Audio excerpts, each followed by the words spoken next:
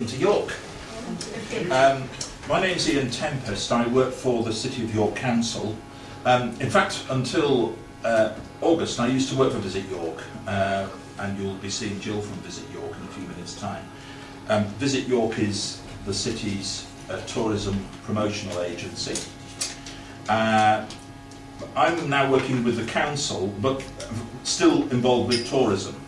My job at the moment is to project manage a tourism strategy for the City of York, working with Visit York companies and of course with other departments in the council. And I know your interest is on sustainable tourism. So what I've done is I've rather than do a presentation, I've actually put the notes on the table for you. There are one or two spare copies as well.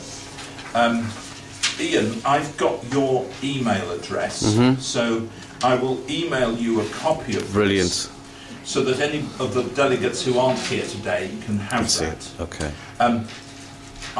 If there had been time, I would have done a slideshow with some pictures. Right. Of course, that will be too large to email. Yes, yes. We'll find a way of getting it. Yes. And, okay. I'm very happy to meet you. At another time. Another time. Right. And right. obviously, bring a data stick or something like that. One of the things we're doing is for the part of the project is we're putting a website together for. So we've got some case studies and some information for sustainable tourism that can be used around Europe by colleges and schools. So are you happy that that goes on there as part of? Absolutely. That's part of the thing, and this is why I'm filming you and why people are taking pictures and things. So it'll go on there.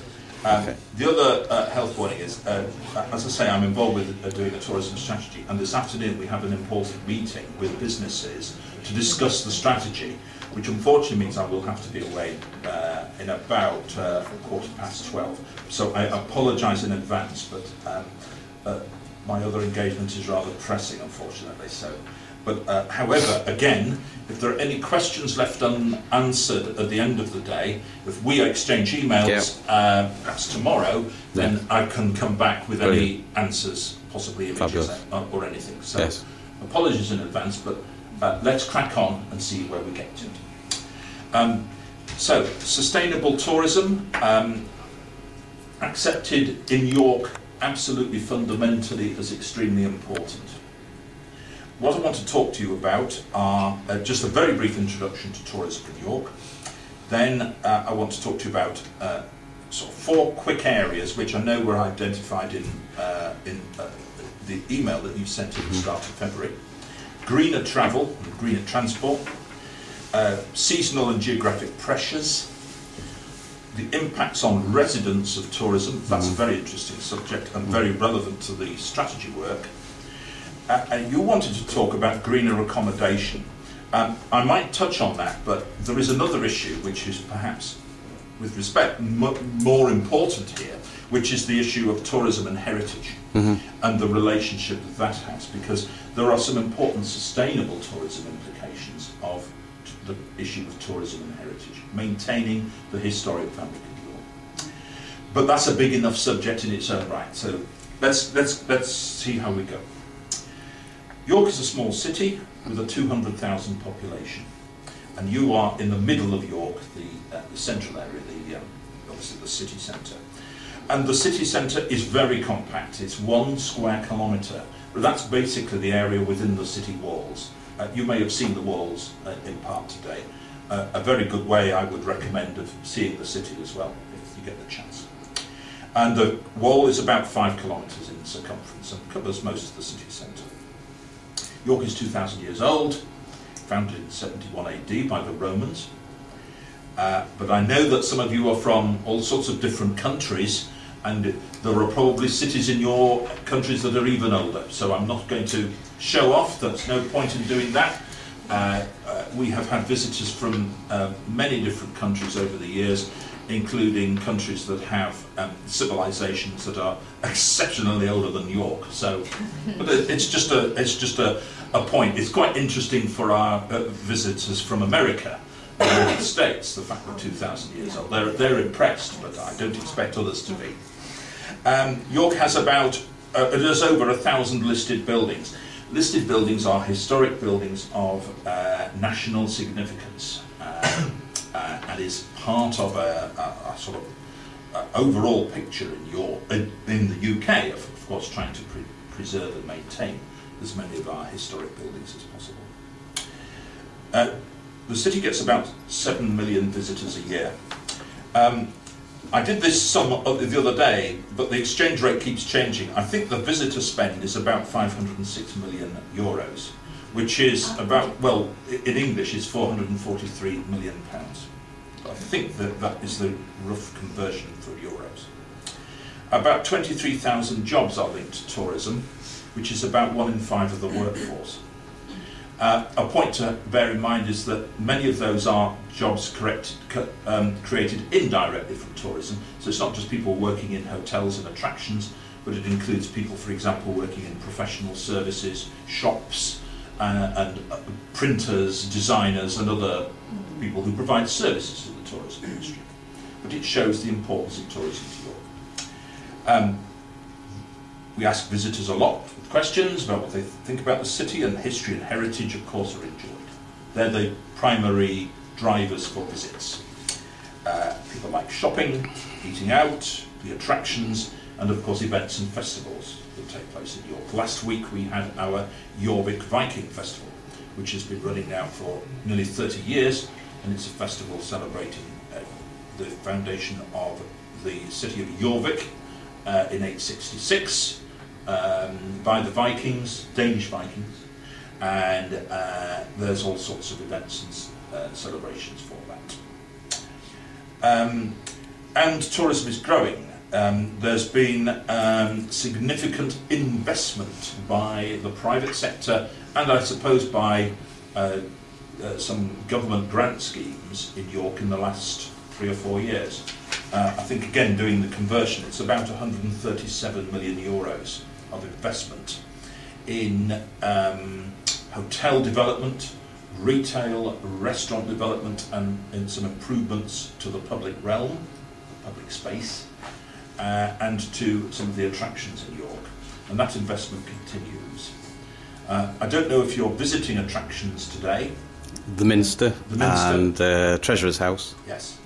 York Minster in particular is in the middle of a major investment programme, which is something like £20 million, I can't do the conversion in my head, but it's so many euros of investment there, which is taking place. Some of that work has been completed and some is to continue. But obviously the maintenance of such an iconic building as York Minster is extremely important. So we'll be interested to see how that goes. So heritage museums and just the general level of interesting buildings are what visitors like most about York. So that's the sort of background, but I think Jill's going to say a lot more later when you see her, because Jill works in the Visitor Information Centre, which is really at the heart of the sort of visitor information services in York, and it remains an important asset. So Jill will tell you, I think, a lot more about the background of York. So let's try and pick up some of those subjects. Getting to York and greener transport. Yeah, transport, the fundamental issue about tourism is people have to move. They've got to move to get here. How do they get here? About, at the moment, 58% of the visitors to York get here by car. That figure has gone down in recent years, mainly because the ratio of people getting here by train has gone up from 22 to 28%. The figures are on this table. And about 12% of the visitors get here by bus or coach. Those are very high figures for public transport. In most parts of England, in the UK, I would suggest that 90% plus of the visitors to a destination use cars.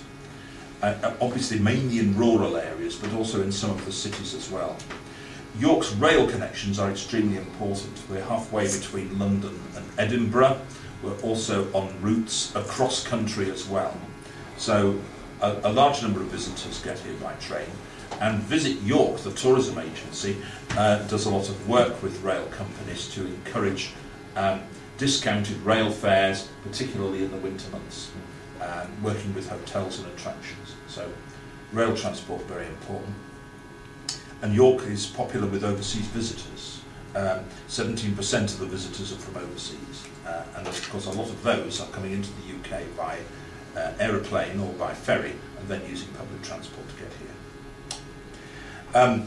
York has developed a system, I think there's about 5 or 6 of these services, called Park and Ride, which is where there are large car parks on the outskirts of York and people pay a fee for a bus service, coach service, to get into the city centre. So that's called Park and Ride. It was developed first in York about 25 years ago, maybe a little more, and is part of a twin track approach to deal with the car, which is basically to pedestrianise much of the city centre to keep the cars out, and to develop a park and ride system so we still get people coming into the city centre, if not the vehicles.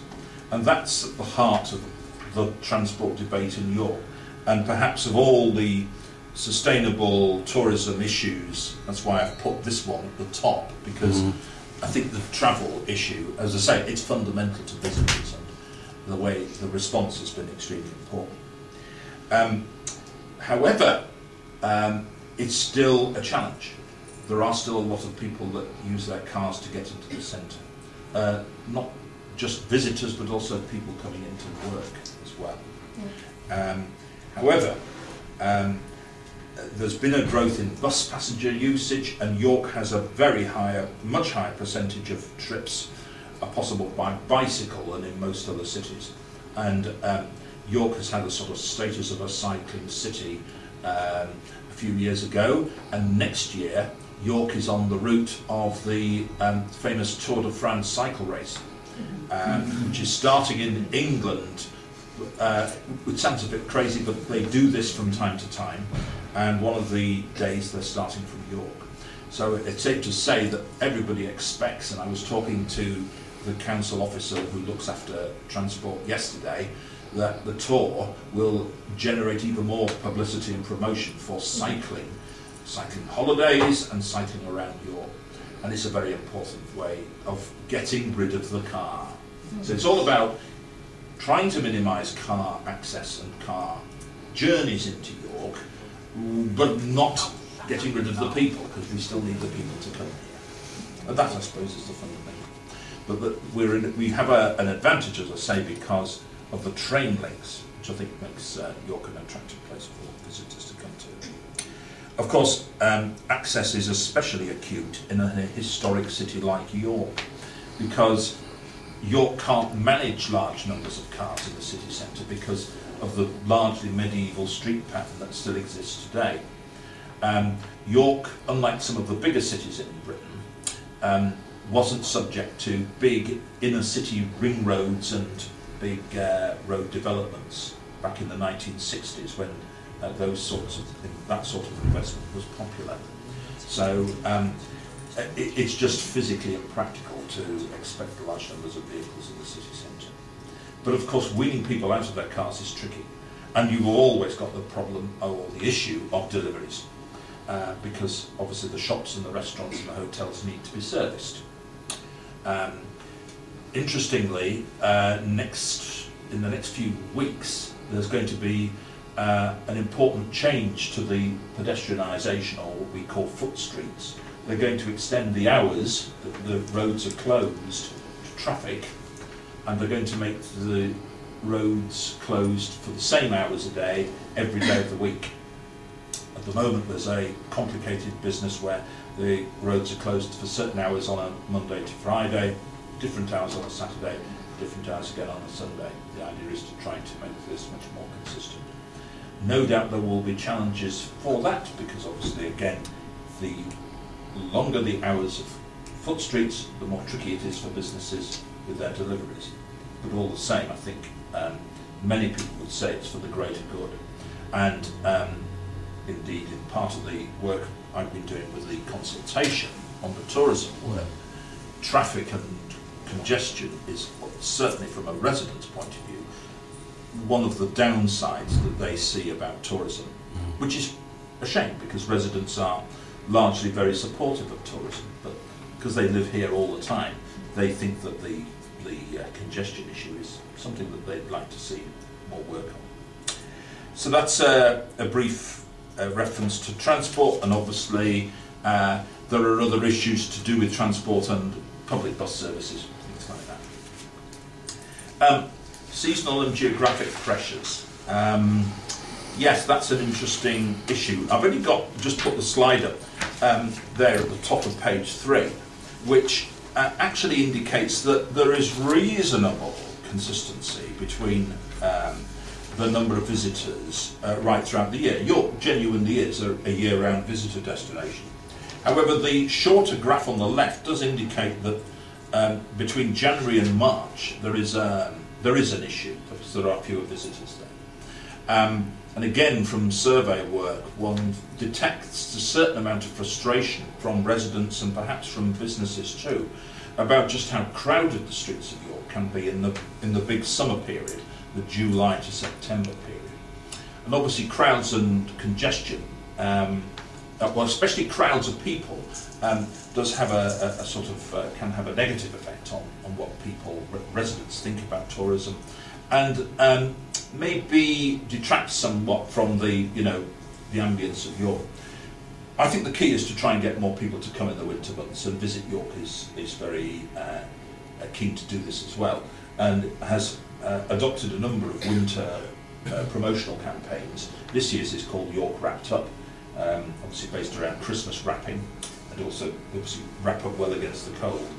But because York has mainly indoor attractions, most of the places are at least still open in the winter months, and visitors are welcome. And usually the hotels are offering some quite attractive discounts, as are the rail companies. But so I think the issue of are there seasonal and geographic pressures? Yes, I think the answer is there is a bit in the summer. And also at certain times of the week, weekends are busier than weekdays, and at certain Christmas, there are certain Christmas fairs that are very well used and popular, and perhaps again draw large numbers of people.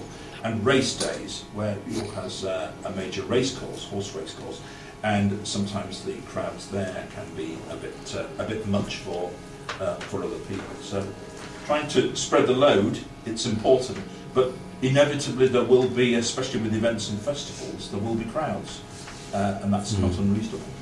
It's about managing that matters. The next item was about understanding the impacts, and the tip there was to look at local people. Yeah, this is very important. There are 200,000 people that live in York, and many of them work in the tourism industry. What's interesting is how residents are actually very aware of the importance of tourism. They understand that it brings more money into the economy, that it creates jobs, many for them, that it also helps to generate the fact that York gets 7 million visitors. It helps to generate the sort of events and festivals that they enjoy. And also that they've got more facilities, especially shopping, restaurants, that sort of thing. I think residents enjoy the fact that, and this is what the last point I was going to come on to anyway, which is that tourism helps to maintain historic buildings. That an empty historic building is actually extremely damaging from an environmental point of view. No one is going to be looking after that property. If a building is in commercial use, even if it's being used for something different to what it was previously, then that's actually the best way to maintain historic buildings. We've got a brilliant example of that right here. This building was empty, 1 Museum Street. It was built in 1860, so it's not that old by York standards, but maybe not. 1860 is 150 years old, so it's not too bad. It was built as offices, and it's been used for different purposes for a number of years, but for quite a few years it's been empty. until it was taken over by a conservation trust, and the opportunity arose through discussions with the council for Visit York to take these premises, and especially if you like, the critical point was the fact that there was a chance to relocate the visitor information centre from a building which had steps and was difficult to access for disabled visitors to a place which has it was round the corner, wasn't it, Rugier Street, for visitors. And in contrast, opposite this building is a very large building which is about to be completely empty, and it's council offices which are being relocated. This is where I've been involved with that, so because I'm moving myself on Monday, and that building is going to be empty, and it was built in 1840s. Fortunately, a hotel company the company that owns it has got planning permission for a hotel occupier, and I think it's in everyone's interest that that building gets used. But that's a building that was built as apartments or housing, was then used as offices for a long period of time, and is now going to be used for hoteliers. Change of use, always a bit controversial. Some people don't like too many hotels because they think it's going to take trade off theirs. But really, so go back to the point, if an empty building is lying there doing nothing, it'll deteriorate, it'll get dirty, it'll get damaged, the damp will get in, all the things will get in. If an empty building is in use, much better. So the Cedar Grand down the road is a excellent fabulous example. Well, where the council is going was rail offices, and again was going to be lying empty. So the council has fortunately reusing an empty building. The Cedar Court is an excellent example because that was a railway offices and was then empty because the shape of the floor space was just not working as office development. And about 2008, the company bought the property and decided to go in for planning permission for a hotel use. I was actually with someone from the Cedar Court Hotel last night, I mean, everybody's proud of them because they're a 5-star hotel, which is the top rank of hotel in that there is, and it's brilliant that they invested in such a facility because it's exciting, it's important for York. It also puts York on the international scale as a stage, which is exactly right. So yes, exactly. It gives York a 5-star hotel, which it hasn't had for. It's never had. Never had a 5-star hotel. I don't believe it's ever had. No. So, any rate, so residents understand the benefits of tourism, but they want to support tourism, and we want to continue their interest. And one of the most important things we do is an annual event called the Residents First Weekend, or it's now called the Residents Festival, which takes place at the end of January every year. And it's an event where virtually all the attractions in York open their doors free of charge to residents, so that they can get to see for free what visitors are seeing during the rest of the year. The event is wildly popular. It's been going since 1996, and if you ask me, it seems to be more popular every year. More and more attractions want to take part, want to show themselves off to residents, because it's in everyone's interests. Residents are tourists as well. They're tourists who happen to live here. Because in a way, it doesn't matter to an attraction who the people are. I mean, they will do all sorts of fancy research about what visitors are and so on, but really, they want people through the doors. It's like if you're an event, you want an audience. If you're a shop, you want a customer. You don't necessarily want a visitor at the expense of a resident. You want a customer, and fundamentally that's what it's about. Obviously, because York has a population of 200,000, there aren't enough customers to go around, but the residents are here right throughout the year. So mainly they're the people that do enjoy the relatively quiet period between January and March. I certainly think that's why the Residents' Festival is so popular at that time of the year. But residents will also have friends and relatives that will stay with them, that will come to York. And so it's a sales pitch. Why not think of residents as your sales force? If residents like York, if they understand tourism and they understand the attractions, and they don't all, I mean, I think we've all lived in a place and don't always know what's on our doorstep. I think I hold my hand up, definitely guilty of that, especially when I was at university. Don't have, you know, they always find an excuse, there's never enough time, there's never enough opportunity, but really it is important to try and encourage residents to enjoy. And why shouldn't they? In a sense, they pay for a lot of it because of their, you know, they pay their local taxes or and so on and so forth. It's just the right thing to do. And on just to pick up on history and heritage, just as I say, the other point I was going to make. I think this issue of, as I say, making the city, or keeping the city commercially successful is extremely important. Clearly, traffic management, as well as being important in its own right, of course, otherwise creates pollution and serious problems which can badly affect the structure of buildings. The Minster is an area where I think there was damage by carbon monoxide or whatever. Back in the day, when they used to allow traffic, you'd be surprised when you see it, they used to allow traffic to whiz by the Minster, in my lifetime in York. Not a good situation, also the vibration of traffic as well, not good. I think all of these things matter. I think the other thing that matters is again, and why all these things are linked, is that of course, if residents see the historic attractions of York, they also understand more why heritage matters. Because I think that is important. Again, it's that issue of sometimes residents are busy, they've got their own lives, they go to work and so on. But it's important that they sometimes stop and admire, you know, what they have on their doorstep. So I think they're the issues I was going to pick up. Just very quickly on green accommodation.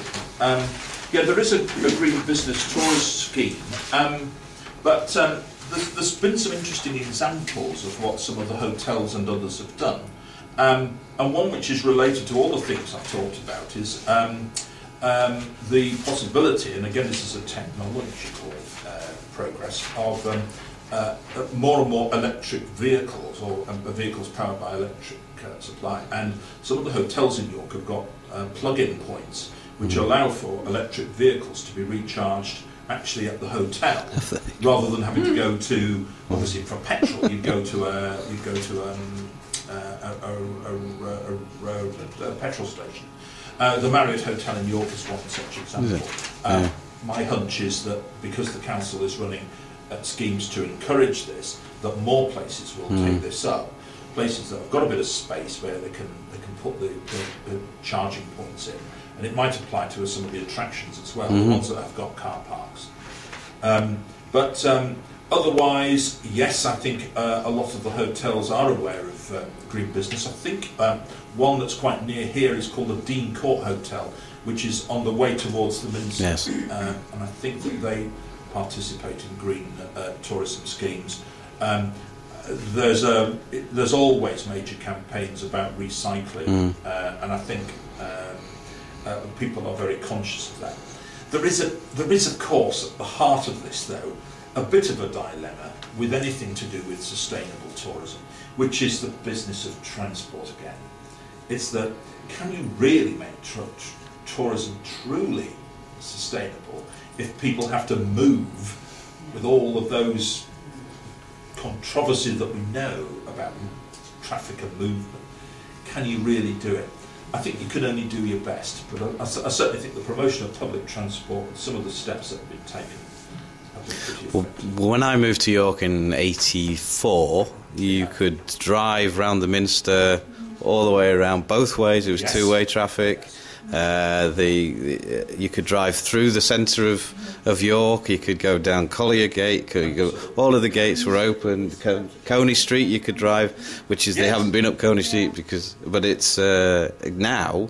And it's not, it's not had a necessarily a particularly negative effect, not being able to drive through. At the time. As I say, I've worked for the council a long time. I remember in the 80s when they came up with the idea of, as I say, we call it foot streets, but sort of pedestrianisation, closing the streets to traffic. A lot of people thought it would, especially businesses, unfortunately, thought they'd lose a lot of trade. But the point was that as long as you have the park and ride schemes at the same time, so you have the system where you can get the people in and but keep the traffic away, then that's the way to achieve it. But it's still tricky, and you still, especially at the moment, where not so much in York, but in some of the other cities, there's a lot of empty shop units now in the city centres, and there's perhaps a concern that maybe people aren't coming into the city centre. Some of them are blaming it on the parking charges. That may or may not be true, but there are other issues working in the city centre, unfortunately, nowadays, and that's simply the fact that a lot of the great shops that people went to in the 1980s aren't quite so popular anymore. And that's the phenomenon of internet sales and obviously out-of-town shopping centres as well, where people admittedly can normally park relatively easily and for nothing. But all the same, where York scores is that York city centre has more than shopping. It's got that interesting, intricate mixture of shops, restaurants, cafes and attractions, all in very close proximity. The thing about York's compactness, I think, is extremely important. Absolutely. But no one can be complacent. These are tricky times. No. And they're in competition. This is the thing. And York is in competition with North Yorkshire Moors. It's in competition with the coast. It's in competition with Edinburgh, London, etc. That's correct. But we need to work with these other places. But and York, and indeed York does. Visit York. Jill might mention this. The Visit Information Centre has a lot of information about all the places you've just mentioned. Visit York has members, it's company members that are outside of York and are in these areas. Trick is always, of course, public transport there. I've just said that public transport is important for getting to York. Where it starts to break down, unfortunately, is just the economics of running services into the rural areas. If there's only a couple of buses a day from the railway station to some of these places, then life gets tricky. However, there are some, it's interesting, some of the projects in the rural areas are extremely popular. The North York Moors Railway is an excellent example. If you get there, then they'll enjoy it. So, but I think those are always areas where more work needs to be done. But maybe we're also back with the cycling opportunity. There's obviously health benefits from cycling, but if there was perhaps a bigger emphasis on bicycle hire, then there are some very interesting routes from York into the rural areas, and York is on a number of national cycling network routes, including one which opened about 18 months ago called the Way of the Roses, which is from Morecambe to Bridlington, so right from Lancashire to right across the north of England, and York's in the middle of that. So I think people are very, very creative about tackling some of the challenges. But at the end of the day, if they're not tackled, the risk is of damaging the very environment that visitors want to come to. That's why visitor management is important. That's why the opinions of residents are important. That's why the opinions of businesses, of course, in the centre are also important as well. So it all needs taking into account. Brilliant. Thank you. Brilliant. Thank you very much. Thank you. I was going to mention, you just talked about bicycle hire. Yeah. I was going to say, because I'm a cycler, and I think one of the best ways of visiting a pedestrianised town or city or centre is on a bicycle. Yeah. Has York got quite a few bicycle hire points, or I would say there's more bicycle hire companies than there ever has been, and there's one or two other opportunities. There's the one called the Hub. I'm looking at Jill now because Jill probably knows more about this than I do. My feeling is that there will be more initiatives on this area. I think this is something, again, just thinking about my conversation with the fella from the transport team last night at another event. My feeling is that with Le Tour, the Tour de France, this is a golden opportunity to look at doing more things.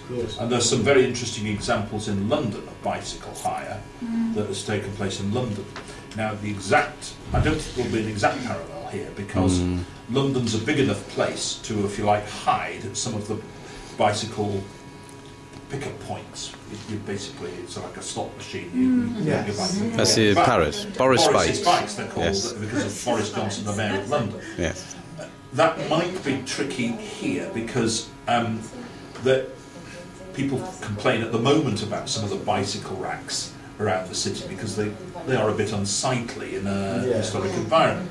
However, I think it's likely that something like this will happen in York because if demand continues to grow, I'm sure of it. But it won't be quite like Boris's bikes, but I think there will be something. It's too good an opportunity. Sorry, I think there is a big difference between cyclists. They are not normal tourists. The tourist who is come to a city, this is another kind of bike. This is another. Do you think there are more tourists or more cyclists in Paris because the arrival of the Tour de France is at the Champs-Élysées? I don't think so. No. There is no link between. You should see, the Tour de France is going to York, so tourists are going to come by bike to York. I don't think so. No, it's not a kind of tourist. There is no link. It's better to use your money to have those bikes for tourists than to think we are going to pay for Tour de France to pass here. But it's a marketing opportunity. I don't think so. There is no relation. It won't work that way. Because, as I say, York's been a cycling city for years. In a way, the fact that the Tour de France is coming to York is it's not quite like this, but it's almost an achievement because York is well known as a cycling city. And the legacy of the Tour isn't going to be that the Tour itself might bring. So, of course, the Tour will probably bring visitors over the weekend. We can't deny that because there's a huge entourage of film crews especially, and the television coverage and all of that will be mammoth and very, very significant.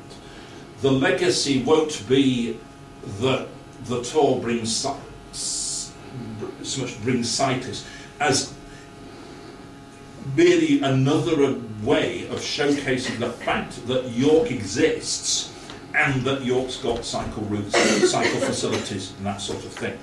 The other legacy of the Tour, if you like, isn't just in tourism, but it's also, of course, about encouraging school kids to cycle, other people to cycle, the commuters to cycle. To go back to one of the pictures, one of the slides I would have put up earlier. Of course, a lot of the issue is that it's commuters coming into town that are using cars. We need to get some of those people to use bicycles as well. So it's the Tour is I think the Tour, as I say, I think it is excellent, but it's I don't think anybody sees the Tour in its own right as being, if you like, the catalyst, because in a way a lot of work's already happened.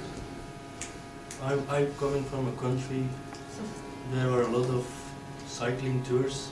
I've seen the Tour de France passing through my city many times. I know what's the effect. We're all going to be intrigued. I suspect you're. It's never happened before, so. Yeah. Thank you very much. Thank you very much. Ian. That was very. Thank you.